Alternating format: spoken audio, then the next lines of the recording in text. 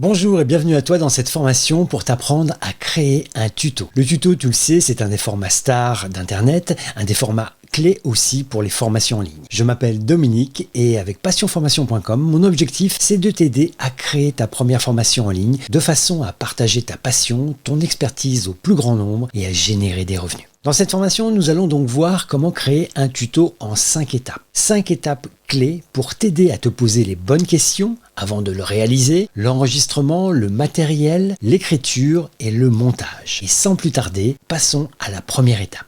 Avant de créer ton tutoriel, la première étape consiste à se poser 3 questions. Qui est ma cible? Quel est le problème résolu avec mon tuto? Et qu'est-ce que sauront faire mes étudiants après l'avoir vu? La première question est relative à ton audience, ta cible. Bien la connaître va te permettre d'ajuster ton contenu par rapport à ses attentes. Tu peux par exemple avec ton tuto proposer un contenu en fonction de leur niveau, débutant, avancé, expert. La seconde question est liée à la solution que tu vas apporter dans ton tuto. Mon conseil, c'est de créer un tuto qui répond à une question, qui apporte une solution. Et si tu souhaites résoudre 3 problèmes avec ton tuto, je te recommande plutôt d'en faire 3 de façon à avoir un problème pour un tuto, c'est-à-dire une solution apportée à chacun des problèmes que tu veux traiter dans tes leçons. Pourquoi faire ça? Tout simplement parce que c'est beaucoup plus simple pour toi pour créer ton tuto. En abordant un seul point, tu évites de te disperser. Et le deuxième point important, c'est que l'attention de tes étudiants diminue à mesure que la vidéo dure. Plus elle est courte et plus elle apporte une solution concrète sur un problème spécifique, mieux c'est. Tu t'assures ainsi que tes étudiants vont conserver leur autonomie et leur motivation à suivre tes leçons. Enfin, la dernière question qui consiste à savoir ce que sauront faire tes étudiants après avoir vu ton tuto, ça va te permettre de pouvoir définir clairement et simplement les objectifs de ta leçon. Plus ils sont clairs, plus ils sont simples à comprendre et mieux c'est pour tes étudiants. Et comme tu n'abordes qu'un point spécifique, l'objectif est clairement identifiable et facilement compréhensible pour tes étudiants. Et maintenant, je t'invite à passer à la deuxième étape qui est la répétition. Oui, comme au théâtre, on répète ce qu'on va filmer et enregistrer avant de le faire. Et je te montre ça tout de suite avec un exemple pour que ça soit encore plus concret.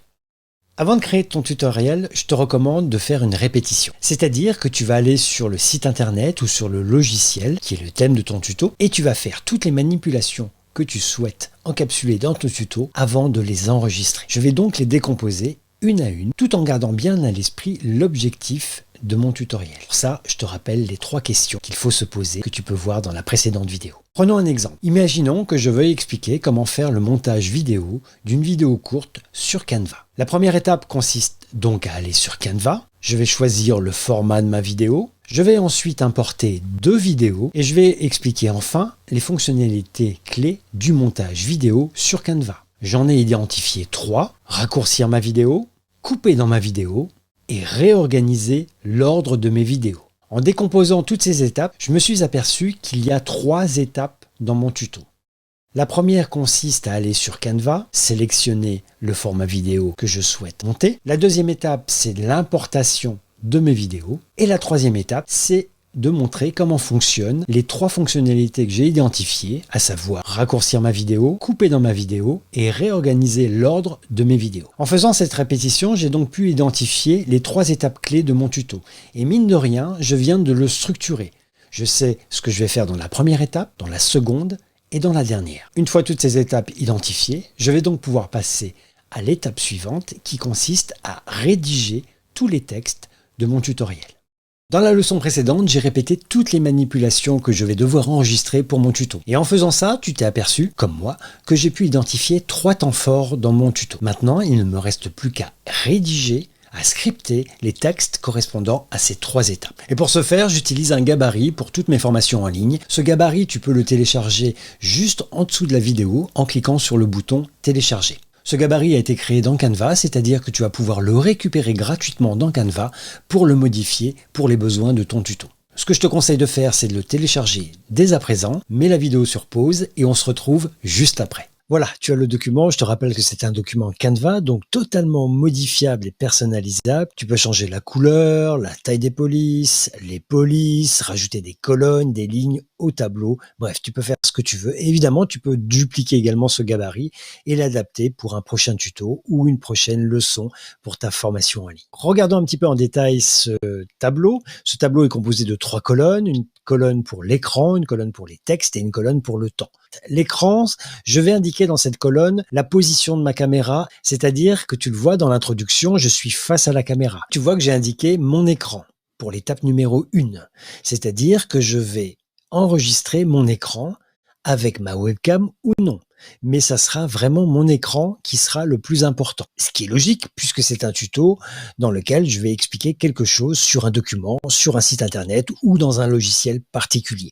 Et je vais répéter comme ça l'opération pour chacune des étapes de mon tuto. Et tu le vois, je ne suis face à ma caméra qu'à 2 moments clés, l'introduction et la conclusion. Et le reste, je suis sous la forme d'un enregistrement d'écran. Pourquoi je suis en plein écran au moment de l'introduction et de la conclusion? Parce que je pense que c'est pas mal d'introduire tout de suite une dimension humaine dans ton tuto, qu'on sache qui parle. Et dans l'introduction, je vais donner le titre de mon tuto et je vais rappeler l'objectif principal du tuto. En clair, qu'est-ce que sauront faire mes étudiants après l'avoir vu? En conclusion, je vais peut-être synthétiser les points vus dans mon tuto et je vais introduire la leçon suivante. Mais le reste du temps, je serai sur un mode d'enregistrement de mon écran. D'accord? Et donc là, ma tête est peut-être moins importante, même si la coutume veut qu'on ajoute sa webcam dans un petit carré ou dans un petit rond qu'on vient placer à un endroit de l'écran. Comme ça, on a toujours un contact visuel avec vous, on entend votre voix, mais on voit surtout ce que vous êtes en train de faire sur l'écran. Et dans la deuxième colonne, c'est le script. Le script, c'est le texte. Et tu vois, pour chacune des étapes de mon tuto, j'ai commencé à rédiger un texte. Bien évidemment, j'ai pas été jusqu'au bout, c'est juste un exemple, mais toi, il faudra que tu le fasses. D'où l'importance de bien répéter avant d'écrire. Une fois que tu auras répété, tu auras isolé non seulement la structure de ton tuto, mais tu auras également isolé toutes les actions qui vont constituer ton tuto. Donc, il n'y aura plus qu'à écrire ces actions et de les lire quand tu vas t'enregistrer dans l'étape d'après. Donc voilà, ce document est totalement personnalisable. Donc, enlève mes textes, rajoute les tiens et fais en sorte d'écrire et de bien préciser où se situe ta caméra à chaque fois que tu vas t'enregistrer, de façon à ce que tu aies un document qui va te guider totalement du début jusqu'à la fin. Et la fin, c'est quoi? Ça va être l'enregistrement. Et ça, c'est pour la prochaine étape et on va la voir tout de suite. Maintenant, passons à l'enregistrement et au montage de ton tuto. Et pour cela, je vais utiliser 2 applications. Et dans cette première vidéo, nous allons voir une de ces 2 applications. Celle-ci s'appelle Loom. Loom est un outil gratuit qui te permet d'enregistrer ton écran en y incluant ta webcam et ton micro. Pour ce faire, tu as 3 solutions. La première en téléchargeant un widget dans ton navigateur Chrome, la seconde en téléchargeant l'appli directement sur ton ordinateur et la troisième en utilisant l'application mobile Loom. Cette solution est gratuite et payante. Moi, j'utilise la version gratuite. Donc, tu as la possibilité d'uploader jusqu'à 25 vidéos de moins de 5 minutes. À partir du moment où tu dépasses cette durée, tu devras passer dans la version payante. Intéressant également, la possibilité d'avoir un compte gratuit si tu es professeur. C'est ce que j'ai fait étant professeur à l'université. J'ai tout simplement candidaté et quelques jours après, j'ai eu l'accès total à toutes les fonctionnalités de Loom. Une fois que tu as créé ton compte, tu es basculé sur ton tableau de bord à partir duquel tu vas pouvoir enregistrer ton tuto. Soit en cliquant sur le bouton tout en bas à gauche, soit en cliquant sur le bouton tout en haut à droite, ou alors en actionnant le widget dans ton navigateur Chrome. Je vais cliquer sur le bouton en haut à droite. J'ai un menu qui apparaît, qui va me permettre de sélectionner ce que je souhaite enregistrer. Je vais pouvoir sélectionner ensuite soit la possibilité d'enregistrer l'intégralité de mon écran, un onglet de mon navigateur, ou simplement ma caméra. Ensuite, je vérifie que ma webcam est bien sélectionnée, que mon micro l'est également, et une fois que tout est bon, je clique sur Start Recording, la fenêtre sur laquelle je suis, et automatiquement, je vais pouvoir enregistrer et commencer à raconter ce que j'ai à faire. Intéressant, vous voyez qu'ici, j'ai ma webcam, une visualisation de ma webcam, avec un petit bouton qui me permet soit de mettre sur pause, qui me permet de reprendre ma vidéo si je me suis trompé, soit de l'arrêter. Je vais cliquer Stop. Je suis ensuite basculé sur un écran avec ma vidéo ainsi qu'avec certaines fonctionnalités qui vont me permettre de faire mon montage. La première chose que je fais, c'est de lui donner un nom et ensuite je vais commencer à éditer ma vidéo. Le menu qui m'intéresse, c'est Split and Trim. Et je suis ensuite basculé sur mon écran où je vais pouvoir faire mon montage. Dans la première zone de mon écran, vous retrouvez votre vidéo et en dessous, vous avez le banc de montage avec le bouton Split to Trim. Si je souhaite raccourcir le début de ma vidéo, je vais simplement le crochet à gauche et le pousser vers la droite. Et je vais en faire de même à la fin en prenant le crochet de la droite en le poussant vers la gauche. Si je souhaite maintenant couper des morceaux à l'intérieur de ma vidéo, je me positionne à l'endroit où je souhaite effectuer ma première coupe. Je clique sur Split to Trim. Je me positionne ensuite au deuxième endroit où je souhaite effectuer ma deuxième coupe. Et je répète l'opération en cliquant sur Split to Trim. Ensuite, je sélectionne l'élément compris entre mes deux coupes et il me suffit ensuite simplement de cliquer sur Delete Clip. Je répète l'opération autant de fois que nécessaire et ensuite je clique sur Save Changes.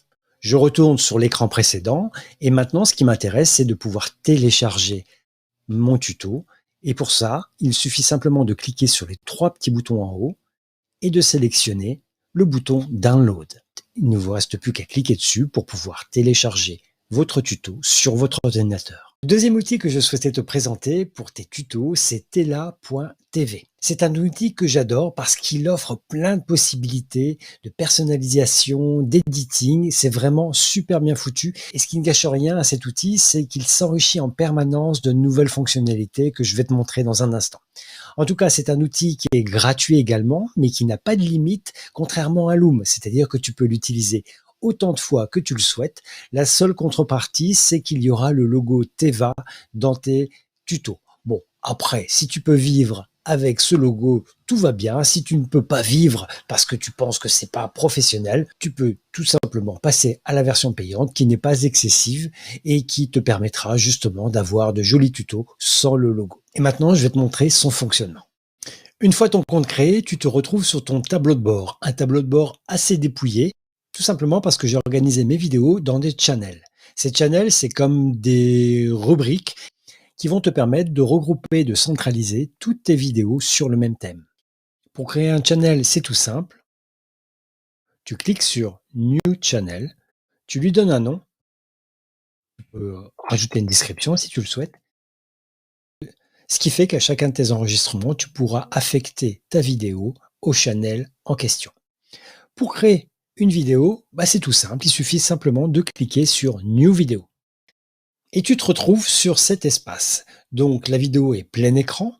Tu as la possibilité évidemment de sélectionner ta webcam, de sélectionner ton micro, de t'enregistrer évidemment en cliquant sur le bouton rouge, de partager ton écran et également d'importer tes slides soit depuis ton ordinateur, soit depuis Google Drive. Tu as également un autre menu qui te permet de passer de Quick, Multi, Select, Upload.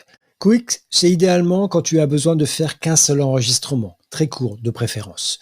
Multi, c'est quand tu t'apprêtes à faire un tuto avec plusieurs étapes. Tu pourras ainsi scinder l'enregistrement de tes vidéos en autant de vidéos nécessaires. Select, ça va te permettre d'aller chercher des vidéos que tu as déjà enregistrées directement sur Tela. Et Upload, tu vas pouvoir également importer tes propres vidéos dans l'outil. Une fois que tu cliques sur le bouton rouge, ça enregistre, tu as un compte à rebours. Et pour te montrer comment ça fonctionne, je vais partager mon écran. Et celle-ci va apparaître automatiquement à côté de mon visage. Je vais m'enregistrer. Et on va se retrouver ensuite pour le montage et toutes les autres options offertes par Tela. Une fois que j'ai enregistré mon écran, je suis basculé sur cet écran où je vais pouvoir personnaliser mon enregistrement. J'ai plusieurs fonctionnalités à disposition. Je vais pouvoir éditer, je vais pouvoir trimer, je vais pouvoir partager, je vais pouvoir télécharger, je vais pouvoir éditer mes sous-titres et je vais pouvoir aussi paramétrer mes options de visionnage. Si je clique sur Edit, je vais avoir le clip qui va apparaître ici. Je peux rajouter un clip tout de suite et si je veux activer cette fonctionnalité, je vais cliquer à nouveau sur Trim et là je suis basculé sur une interface de montage qui ressemble un petit peu à celle de Loom. Avec mon curseur, je vais me positionner aux endroits où je souhaite couper. Je vais cliquer sur Split, l'endroit de ma deuxième coupe. Je clique sur Split à nouveau. Et le morceau entre les deux coupes, je vais pouvoir le supprimer. Et je répète l'opération autant de fois que nécessaire. Je vais pouvoir également zoomer dans l'image. C'est-à-dire je vais pouvoir introduire des mouvements dans mon image, dans mon enregistrement, pour attirer le regard vers certaines zones de mon écran, de mon document ou de mon logiciel. Grâce à ce curseur, je vais me positionner aux endroits où je souhaite effectuer un zoom. On va dire par exemple ici. Je vais pouvoir définir la dimension de ce zoom et je vais pouvoir également définir sa vitesse. Je vais me positionner à l'endroit où je souhaite effectuer mon zoom et vous le voyez que mon zoom grossit selon les paramètres que j'ai définis. Et je vais pouvoir par exemple ici mettre un nouveau zoom sur cette partie-là. Et cette fois, je vais cliquer en haut de façon à ce que mon zoom aille en haut. Je vais le faire slow et je vais voir ce que ça donne.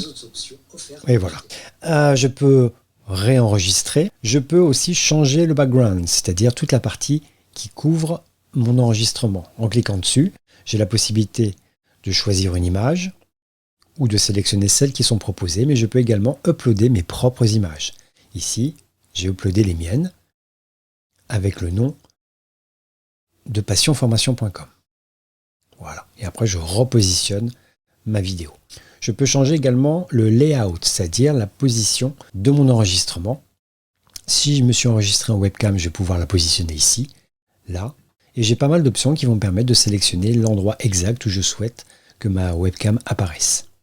Donc c'est plutôt assez intéressant où je peux vraiment faire le focus uniquement sur mon écran. Moi j'aime bien ce positionnement-là qui me permet d'être vu, mais également d'avoir mon écran en même temps. Je peux appliquer ce layout à l'ensemble de tous mes clips ou le laisser uniquement pour celui-ci. Si je descends encore un petit peu plus, j'ai les bordures qui vont me permettre d'introduire des bordures un peu ombrées ou alors beaucoup plus marquées sur les différents éléments qui composent mon enregistrement, c'est-à-dire ma webcam et l'enregistrement de mon écran. Je peux changer ensuite l'orientation de ma caméra ou je peux cropper l'écran, c'est-à-dire je vais pouvoir diminuer l'enregistrement. Ça c'est pratique notamment si tu as enregistré une fenêtre sur Internet et donc tu veux pas qu'il y ait toute la partie supérieure du navigateur ainsi que la partie inférieure ou alors sur les côtés à droite comme à gauche. Et donc avec ces crochets là tu vas pouvoir raccourcir et centrer vraiment ce que tu veux montrer à tes étudiants. Et la dernière fonctionnalité, c'est Size qui va te permettre de choisir le format de ta vidéo, soit en mode paysage, soit en mode portrait. Idéal par exemple pour des vidéos pour les réseaux sociaux en format vertical. Et une fois que j'ai terminé, je retourne sur le précédent tableau avec les options qui vont là m'intéresser particulièrement. C'est celle pour le téléchargement de ma vidéo. J'ai les différents paramètres que je peux personnaliser si je le souhaite. Et une fois que c'est terminé, je clique sur Start Export. Et ma vidéo sera téléchargée sur mon ordinateur.